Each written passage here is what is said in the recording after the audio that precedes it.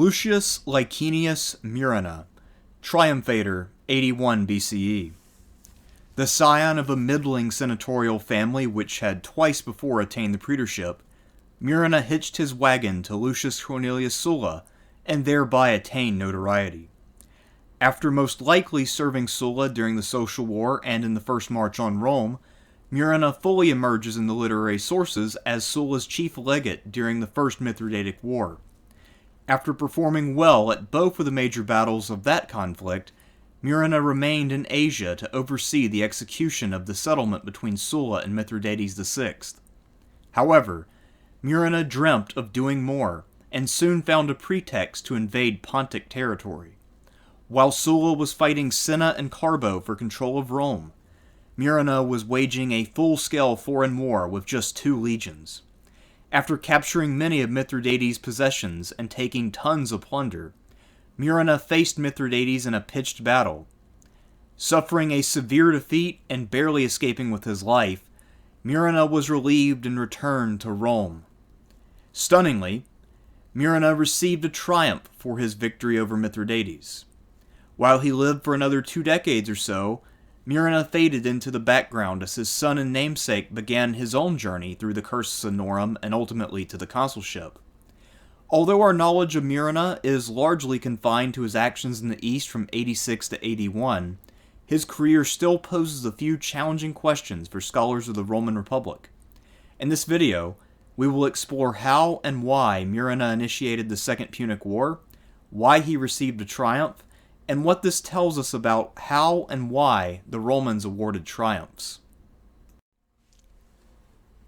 Although the Murena line was not terribly distinguished, the gens Licinia itself was a well-established plebeian family with many members who had won distinction.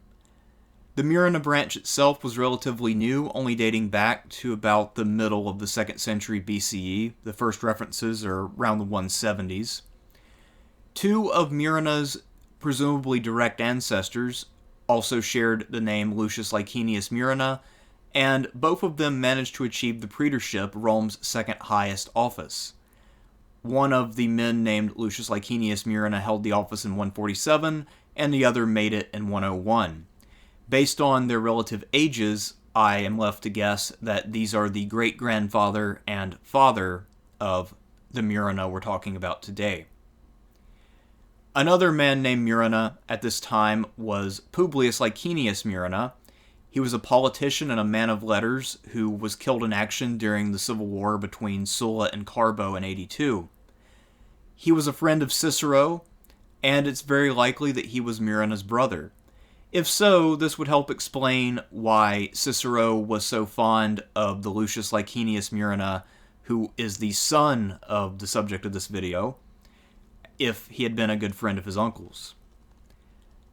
Murena, based on when he held his office, was probably born around the year 120 BCE, give or take, and would have been in his mid to late 30s in the period that we're covering today. During the late Republic, there were approximately 3 ways to make one's name. You could advance yourself through marriage, but that requires having many children and a very generous fortune. If Murena had inherited a massive fortune by the standards of the Roman Senate, then surely one of his ancestors would have already been consul. So that was not an option for him.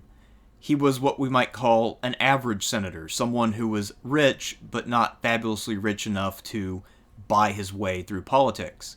This means that he had effectively 2 options to make his name. He could either become an accomplished orator in the law courts and in the Senate and in the Assembly, or else he could prove his military skill as a legate in the field. Murena opted for the latter option, as would his son after him. Sulla has a well-earned reputation for being a champion of the patricians and the nobles of Rome. However, some of his supporters were from somewhat humbler backgrounds, and Murena was one of them. His family was approximately in the middle of the Senate's hierarchy, so socio-economically speaking, he could have gone either Marian or Sullan, but perhaps for personal reasons or some happenstance of how he was assigned in the social war, he ended up becoming an ardent supporter of Sulla, the future dictator. Murena and his son would then be in good stead with Sulla and his various successors, such as Lucullus and Pompey, and they would be accepted and promoted by the Optimate faction, in spite of the fact that their pedigrees fell far short of those of many of the leaders of the Optimates. We don't know precisely when Murena attached himself to Sulla, but there's a pretty good chance that he served under him in both the Social War and during Sulla's first march on Rome, although it's said that almost all of Sulla's officers deserted him when he marched on Rome to reclaim command from Marius. That being said, by the time that Murena appears in the pages of Plutarch, we are now in Greece with Sulla's army, and the First Mithridatic War is underway. Mithridates had overrun the Roman province in Asia, and now a Pontic army under Archelaus was running wild in Greece. The First Mithridatic War was fought entirely in Greece, and it was a contest between Sulla and Archelaus, with Mithridates not making a personal appearance. During this campaign, which Plutarch describes in a decent amount of detail, Murena features very prominently as Sulla's senior legate, the guy who would be entrusted with the most important task. Based on his prominence in Plutarch's account and the fact that he was left in charge after Sulla left, I have to assume that Murena was effectively Sulla's second in command, in fact, if not quite in name. But if such things were recorded, I would be willing to bet a decent sum of money that Murena was recognized as the heir apparent in the event that something were to happen to Sulla. Interestingly, but not necessarily surprisingly, both major battles of the First Mithridatic War occurred in Boeotia, the so-called dance floor of war, a flat, fertile part of central Greece which was ideal for large-scale pitched battles. The first of these battles was to take place at Chaeronea. This was the place where Philip II had crushed the Athenians in 338. And it was to be the site of another very important battle in 86. Sulla's plan was to get the Chaeronean army to come out and assist him during the battle. The Chaeronean army was pretty small. Chaeronea was a fairly inconsiderable place, but he thought that the moral effect of having this force strike the Pontic army in the rear would have a great effect on the outcome of the battle. He needed time, however, to convince the city council that it was safe to side with him against the Pontic army. So while Sulla was conducting this negotiation, Murena was tasked with buying him time by demonstrating against Archelaus with the supplemented legion. Murena's operation was a success, and Sulla also found success in his negotiations, a fact which was unknown to Archelaus. When the Roman and Pontic armies eventually did square off near Chaeronea, Murena found himself in command on the left, while Sulla entrusted the right wing to Hortensius, who he seems to have trusted less, and Sulla himself seems to have stayed near Hortensius throughout the battle. Early on in the battle, Archelaus had a major numerical advantage, but this was negated by the sudden strike in the rear by the Chaeroneans, which helped to spread panic through the Pontic ranks and gave the Romans an opportunity to turn the tide against an ostensibly superior force. Plutarch often gives interesting battle accounts, but he rarely goes into a great deal of detail. As for him, the primary purpose was to talk about the morality of the men in the story, and he himself was not terribly familiar with how battles worked, so his details are often suspect. The impression one gets from his narrative, however, is that once the battle really got underway, it was beyond Sulla's ability to fully control. So what he did was figure out which wing was under the most threat, so he placed most of his reserves and his personal attention on the right wing with Hortensius, hoping to win there and then sweep the enemy, and dispatched only a handful of men from his reserves to Murena and hoped for the best on the left. After winning on the right, Sulla then rushed to the left, suspecting that Murena would need to be rescued. This was often the case when an army would load one wing, and you would need to go to the rescue of your other wing. Alexander had to do this on behalf of Parmenion on several occasions, after all.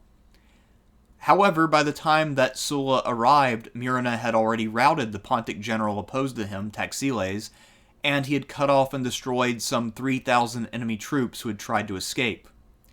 Sulla's army then celebrated this great victory at Thebes. Sulla, Murena, and the rest of the army did not have a long rest, however, before news arrived which required them to return to the field.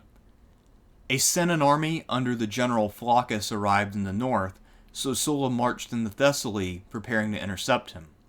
However, before there could be a confrontation between the Sullan and Senan armies, a new Pontic force under the general Dorylaeus arrived with 80,000 reinforcements for Archelaus. Once Archelaus gathered his new army, he decided to go after Sulla and leave Flaccus alone. Sulla decided to fall back to Boeotia, which he was more familiar with, and he took up a position on the plain of Orchomenus. This is the second largest city in Boeotia.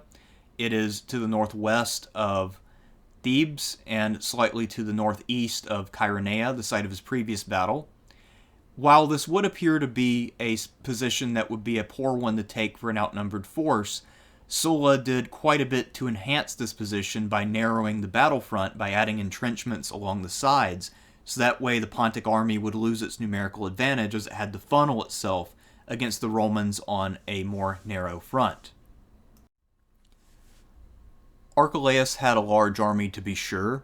Whether or not he actually got 80,000 reinforcements is a matter for speculation. I suspect the number was a little lower. At any rate, however, Archelaus obliged Sulla by throwing away his numerical advantage and funneling his men into the narrowed battlefront, which favored the heavier armed and more skilled Roman forces. This handed Sulla a smashing victory at Orchomenus and effectively ended the First Mithridatic War, with the exception of some mop-up operations and capturing a few garrisons in the north as he marched towards Thrace. As Sulla was marching north, consolidating his position and engaging in negotiations with Mithridates, he kept Archelaus close as an honored prisoner and began to try to subvert his loyalty. He gave Archelaus a great estate and encouraged him to challenge Mithridates VI for the throne of Pontus. Sulla's intention was no doubt to create a civil war in Pontus, which would then keep Pontus busy and out of Rome's hair. Archelaus was tempted by these offers, but ultimately decided that the time was not right. Perhaps, too, to be fair, Archelaus had realized after two major battles that he wasn't a very good general and would most likely lose the civil war. That could have been a factor. Meanwhile, the Senan commander Flaccus was assassinated by one of his legates, Fimbria, and this does not mean by any means that Fimbria was then going to defect to Sulla, but rather he stayed loyal to the Senan cause, or I guess you could call it the Senate's cause, depending on who you see as legitimate in the situation. And he then elected to try to take the fight to Pontus by himself with only 2 legions, not recognizing the ceasefire that Sulla and Archelaus had effected. So, effectively, you have 2 factions in Rome, both claiming to represent the Republic and both pursuing different foreign policies. Sulla had to deal with this problem before he could effect the peace that he was negotiating with Archelaus and Mithridates. When we're discussing the First Mithridatic War, we can never lose sight of the fact that Sulla was fighting a 2-front war. He was both fighting against Mithridates, an enemy of the Roman Republic, and also against another faction in Rome which declared him to be illegitimate. He, for his part, thought that the followers of Cinna and Carbo were equally illegitimate. And after he liberated Greece, Sulla's priority was very clearly on getting back to Italy and taking out his enemies. He therefore was willing to make any peace he could make and get the hell out of there. His hasty peace to end the war effectively arranged for Pontic forces to withdraw from Roman territory, and also for some territorial adjustments in favor of the ruler of Cappadocia, Ariobarzanes. However, Sulla did not really want to stick around and deal with the enforcement, And he also wanted to make sure that Mithridates would agree to these terms, so he made sure that there was some generosity involved. Typically, Rome was very punitive with its peaces and tried to make sure that the enemies that they defeated would be crushed by war debt and confined to strict borders and terms that they couldn't live by, so that way Rome could come back later, claim some violation of the treaty, and then crush them once and for all. Mithridates was to get off light. There was no punitive action taken, despite the fact that supposedly, when Mithridates had overrun Asia, he had killed some 150,000 Romans. And a lot of Romans, including many of Sulla's own men, were quite disappointed in the way that Sulla conducted these negotiations. They felt that Mithridates needed to pay in both money and blood for what he had done. But Sulla, as I mentioned, had other priorities, and those priorities won out. Despite the fact that his men were not really on board with this peace, he not only was able to impose this peace upon them, but also then induced Fimbria's men to defect, which caused Fimbria to commit suicide, and now he was ready to march on Italy. Interestingly enough, despite the fact that some of his own men had really wanted to keep prosecuting the war against Mithridates, all of the men who had gone with Sulla to the east would go back with him to fight the civil war, and would actually be the men who had been under Flaccus and Fimbrius who would be left behind to oversee the peace negotiations with Mithridates. Sulla effectively laid the blame for the war not on Mithridates, who had butchered many Roman citizens, but instead on the people of Asia, Rome's subjects, for embracing Mithridates and welcoming the Pontic forces. To punish them, he imposed heavy taxes and also made them house his men with civilians. So, this was punitive and, as you might imagine, unpopular with Rome's subjects. However, Sulla came with force, and there was no revolt. When Sulla departed for Italy in order to reclaim Rome from Cinna, Carbo, and the rest, he decided to leave his trusted legate Murena behind with Fimbria's 2 legions. With only 2 legions, one might think that Murena would be confined to the defensive, and that he would simply be there to keep the peace. We have to remember that Roman Asia had just suffered a major Pontic invasion, and presumably would need to be rebuilt. There would not be time or the logistical support for a sustained campaign. According to the historian Appian, who now takes up the story of Murena, his instructions from Sulla were, quote, to settle affairs of the rest of Asia. This is pretty vague. I interpret this to mean that Murena was to make sure that Mithridates kept up his end of the deal, that being mostly to make sure that he gave back his holdings in Cappadocia to Ariobarzanes, one of the other rulers in the area, and someone who was much more closely aligned with Rome. Murena, however, seems to have interpreted these instructions in loose and broad terms.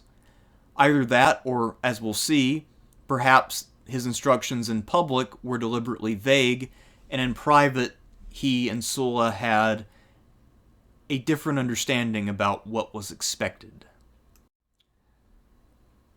The historian Appian seems to think that Murena was eager for war, and that he was looking for any pretext he could find to invade Pontic territory.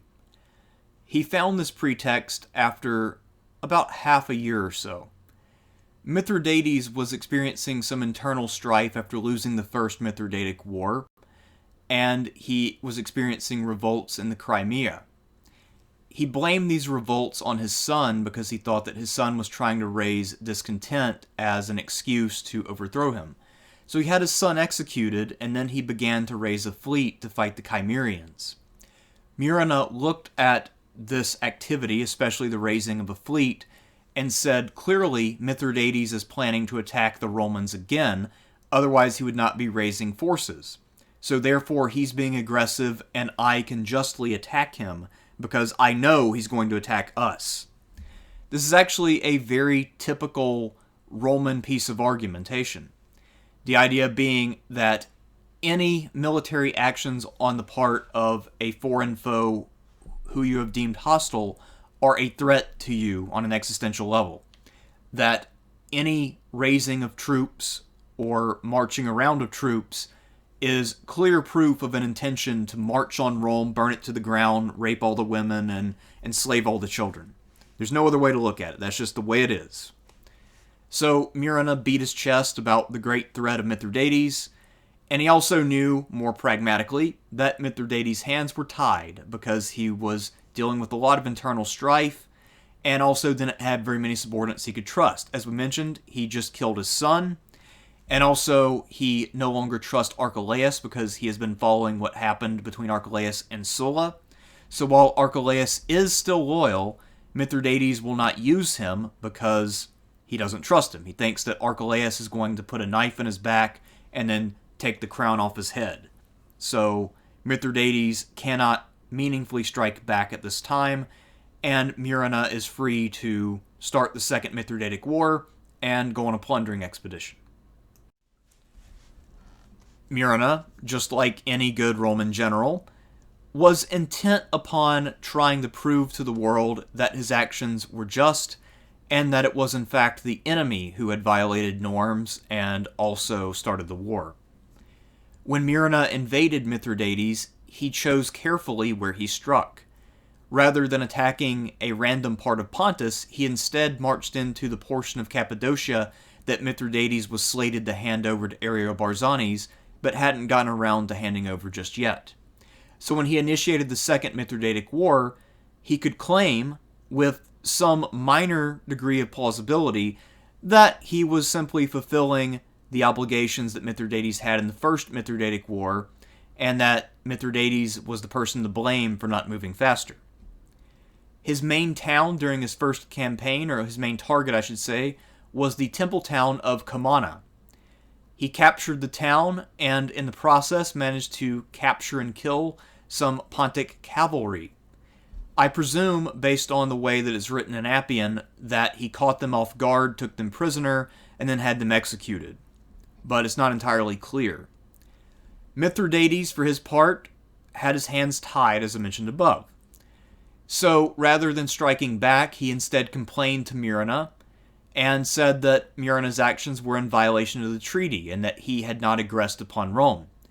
Murena's retort was that there had been no treaty violation because there was no treaty. Sulla hadn't written it down, so it didn't count. So, Mithridates naturally then wrote to Sulla and sent an envoy off. At this point, it was pretty clear to Mithridates that Murena would be a problem and that he would probably have to deal with him with a large army. After capturing Comana, Murena did more plundering, then wintered in Cappadocia, preparing for another season of doing the exact same thing. The next year, 82, Murena crossed the swollen river Halys and captured about 400 villages in the name of Rome. At the year's end, Murena returned to the friendly territories of Phrygia and Galatia loaded down with plunder from 2 years of unopposed running amok. For his part, King Mithridates did not respond to this year's attacks, perhaps because he was hoping for help from Sulla, as Appian suggests, and assuming that Murena had overstepped his instructions and that Sulla would reprimand him. It's also possible that Mithridates realized that the Romans would not back off of a successful campaign, but that he needed to observe some of the forms of diplomacy before dealing with the problem. We also have to keep in mind that Mithridates was still in the midst of some revolts and trying to get those under hand, and as his position became more secure at home, he would be more able to strike out against Murena, who did not have a large army, but we have to remember that Mithridates wanted to move cautiously because if you defeat a small Roman force, the Romans are much more likely to send a larger army in its place rather than agreeing to a peace agreement. So Mithridates was playing his hand close to his vest, although we have to imagine that he was rather hot under the collar about the way that Murena was just running around his territory, capturing people and stealing stuff. As Murena returned to Roman territory, he found that a special envoy from the Senate named Callidius had arrived with instructions. By this time, Sulla had triumphed over Carbo and had retaken Rome. Callidius therefore represented Sulla.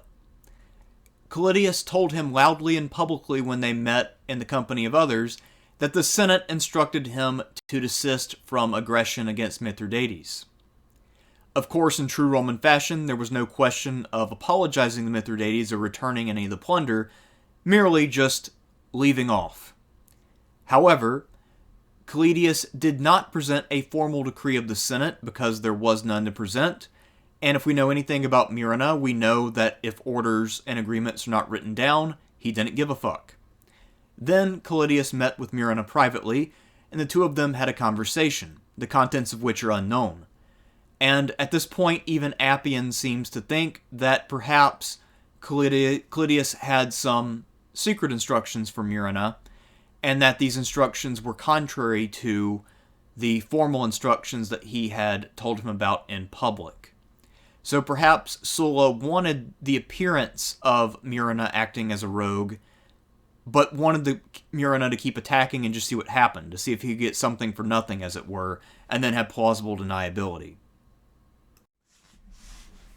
We can only speculate what Callidius might have said to Murena, but we do know that technically the Senate did tell Murena to desist from further aggression. Yet, as soon as spring arrived in 81, Murena resumed his onslaught for the third year in a row. The Pontic general Gordius, however, was ready for Murena and counter-invaded Roman territory, laying waste and successfully luring Murena into giving chase. Gordius then took refuge behind a river, and rather than crossing at once, it would appear that Murena delayed. That delay then allowed Mithridates to arrive with his main force and reinforce Gordius. The way that Appian writes it sounds as if both commanders agreed to wait for Mithridates, but that doesn't quite sound right. If I had to guess, Murena delayed or was late, and that gave Mithridates enough time. Very few commanders would allow an enemy force to consolidate, unless it was Murena's plan to allow the Pontic force to consolidate so that way they would attack across the river and give the defensive edge to the Romans. It's really unclear exactly what the plan was for Murena, although for Mithridates, clearly the plan was to combine his forces and then fight with the numerical edge. Let's see how this battle turns out. Unfortunately, Appian doesn't tell us which river these two armies clashed at, so we have no way to name the battle. We do know, however, that the two armies primarily fought along the banks of the river. If I had to guess, based on the numerical disparity, Mithridates assumed the offensive and carried the fight to Murena, and ultimately was able to overwhelm him and take his bank. Once Mithridates successfully crossed the river, he put Murena to flight, and Murena tried to rally his men on a strong hill. Perhaps his intention was to rally his men on the hill and counterattack to claim the day, but it may have been more desperate than that, and it may have been a fight for sheer survival already at that stage of the battle. Murena's men did their best to receive the Pontic assault, but in the end the situation was hopeless, and Murena was then forced to flee with his survivors by what Appian characterizes as a pathless route over the mountains into friendly Phrygia, harassed by enemy light troops the whole way. Murena barely escaped and effectively lost an army of 2 legions. Yet, as we know, he would receive a triumph this same year, and that triumph would be to celebrate his victory over Mithridates. What gives? We'll see in time. It really is unfortunate that this battle between Murena and Mithridates has no name, because it was a decisive battle and literally a war-winning battle. As news of Mithridates' great victory spread, most of the towns of Cappadocia threw out their garrisons and declared their allegiance to the kingdom of Pontus.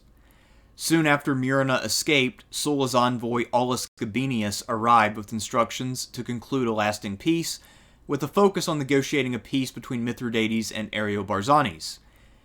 It would appear that Gabinius took over command of Asia from Murena at this time, and that Murena returned to Rome, as we know he would celebrate a triumph before the year's end. It's also possible that Murena was tasked with patching up the province for a few months before he was sent back, and that Gabinius focused instead on the negotiations. Gabinius was the guy who did the hard work of diplomacy, and it makes sense. You wouldn't want Murena there after he basically started the war by himself. And it was Gabinius who met with Mithridates and Ariobarzanes. He arranged for a marriage alliance between them, where Mithridates was to marry, I believe, a 4-year-old daughter of Ariobarzanes, hopefully after some time had passed. And also Mithridates was going to receive some portions of what he had once held in Cappadocia at Ariobarzanes' expense, so that made the marriage alliance a sort of salve to make it as if they're just declaring their friendship. And there was a great banquet held to celebrate this. Supposedly Gabinius abstained from this because this was un-Roman, but all of the barbarians partook and massively overindulged and made fools of themselves, at least according to Appian, who isn't biased at all, of course, as a Greek man who thought of the Orient as a wild and uncivilized place. So, the war was lost, it's very clear. The Second Mithridatic War ended up with a peace worse than the one agreed to by Sulla and Mithridates. 2 legions were destroyed, and Rome's interests were not advanced as its main ally in the region, Ariobarzanes, ended up weaker than he would have been if Rome had not acted after the First Mithridatic War. It's a defeat by any measure, and there's no other way to look at it. Yet, this happens. In spite of ostensibly acting contrary to the orders that he had received from Sulla, who was the assigned general of the East, and then later from the Senate, and then having failed in his mission, both in terms of following his orders and in terms of winning, Murena still won a triumph in 81 when he returned to Rome. This means that because Sulla was dictator at the time and controlled everything, that Sulla himself mandated that Murena was to receive a triumph. The question is why? How can you justify a triumph for Murena after he disobeyed orders and was defeated? Well, there are some personal reasons for Sulla, and also some reasons that relate to Rome's pride and its posturing in the international scene. If we look at Sulla's motives first, Sulla wanted to reward one of his most loyal lieutenants. Murena was a loyalist and had served him well for a number of years, and presumably would continue to do so. So Sulla had a lot of incentive to make sure that Murena was satisfied. He also does not appear to have included Murena in his plans for future consuls, so this was a way to compensate for that to some extent. We also have to remember that the more honors you put upon a person, the more prestige they had in the state, the more weight they carried in the Senate. So by making sure that all of his supporters were well rewarded for their services, Sulla made sure that his allies were powerful. He had no way to know that he would die within a few years. As far as he knew, he had 20 years left. So he thought that having Murena as a high-ranking and distinguished member of the Senate would only help him. To win a triumph, one had to defeat 5,000 foreign foes on the field of battle, so presumably between his various operations, Murena had met or exceeded that threshold. Perhaps even in the battle he lost, the enemy lost 5,000 or more men, and Sulla thought that this was close enough. It's also possible that Murena had won some very small battles during his great plundering expeditions that just didn't make it into Appian, and that the math there gave him justification for a triumph. I am sure, based on Rome's particularity when it comes to details, that somehow Murena met the threshold on a technical level, even if it makes no sense for him to receive a triumph based on the way things ended. There also was some evidence, at least in my mind, that Sulla authorized Murena's aggression, both the secret directions by Collateral that no one knows about, and then the fact that Sulla chose to give him a triumph. This was a way to try to exonerate Murena on a certain level, and it also, I think, is probable that Sulla was playing a double game with Mithridates and was looking for some diplomatic flexibility, where he could just wring his hands about his general going rogue while his general was winning battles and advancing Rome's cause. And then if Murena fails, well, that wasn't Sulla, so we can negotiate now as friends. I'm sorry my general went off and did what he did. But now that Murena's back in Rome, there's no reason to pretend. Reward the man and put him back in the Senate. From a Roman perspective, there are also reasons for Murena to be rewarded. And the reason is this: Rome, part of its ideology is that Rome was always just and that it always won. Murena was rewarded for, quote, winning the war with Mithridates. Clearly, he did not win the war with Mithridates. So, this might seem delusional, but Rome is effectively declaring that they actually won the Second Mithridatic War. This might be just a simple ploy to disguise the fact of their defeat from the public, or to downplay it. And it also makes it to where you don't need to have a follow-up campaign. You don't need to keep the Mithridatic Wars going at this time. Rome was tired, but typically speaking, it was a violation of Roman honor to give up on a war until you had won. So by moving the goalposts and declaring victory based on what Murena had accomplished, you eliminate the necessity for a furtherance of this conflict, which Rome at this time was not looking to continue.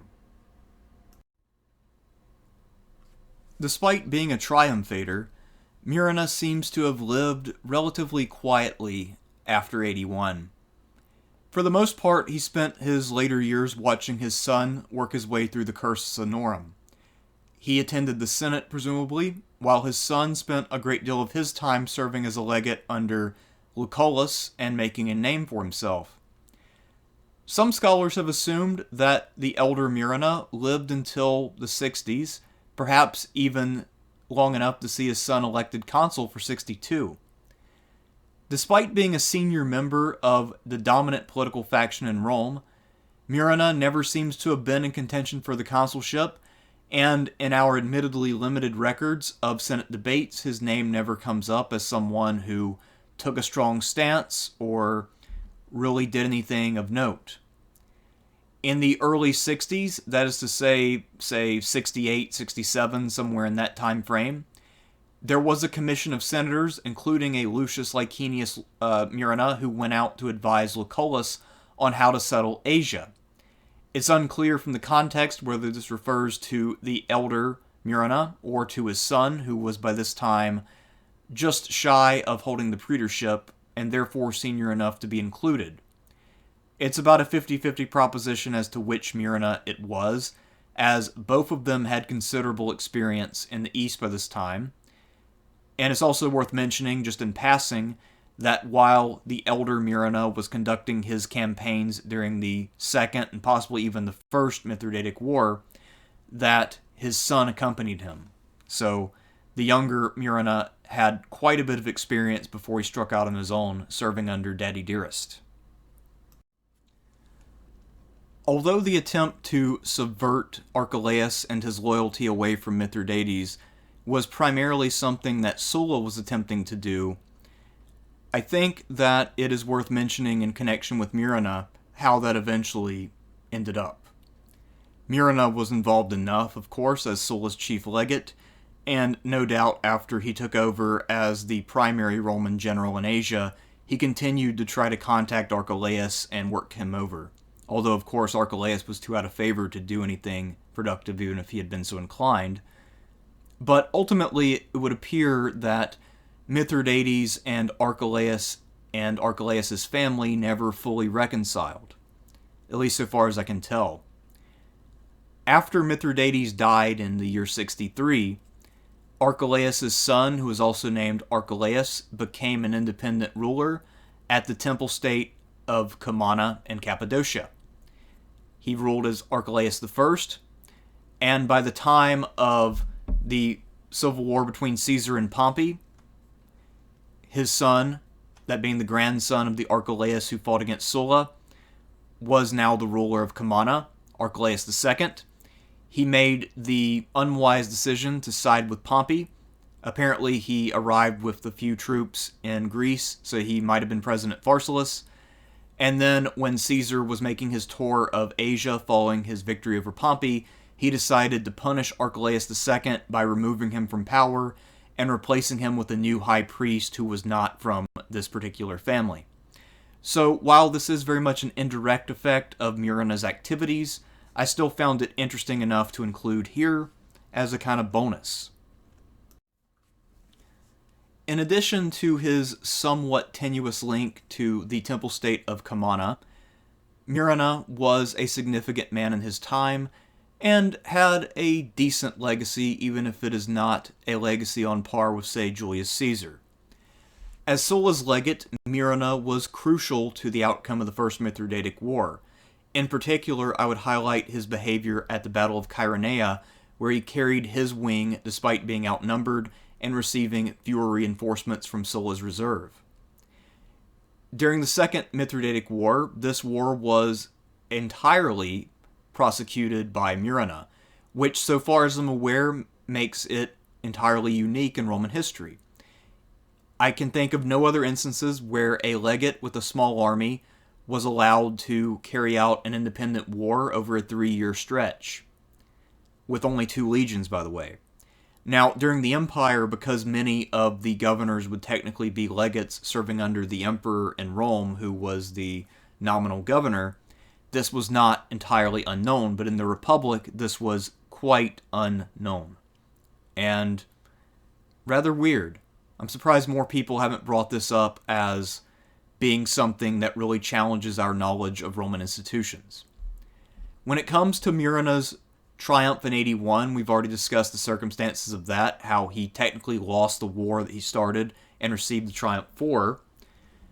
But I think that it does highlight that there was a lot of political calculation that went into awarding or denying triumphs.